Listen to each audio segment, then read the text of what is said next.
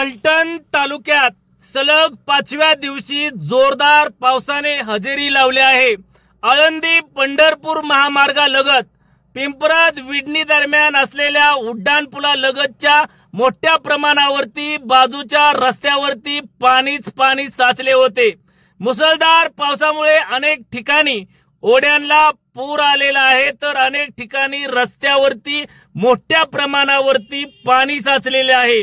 या पाण्यामधून वाहन चालकांना जाताना येताना कसरत करत जावे लागत आहे।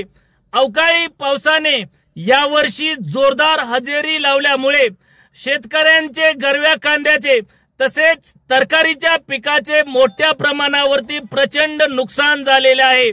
प्रशासनाने याचा तात्काळ पंचनामा करून शेतकऱ्यांना दिलासा देण्याची मागणी शेतकरी वर्गामधून आता धरू लागलेली आहे। यामध्ये तरकारी पिकाचे मोठ्या प्रमाणावरती नुकसान झालेले आहे।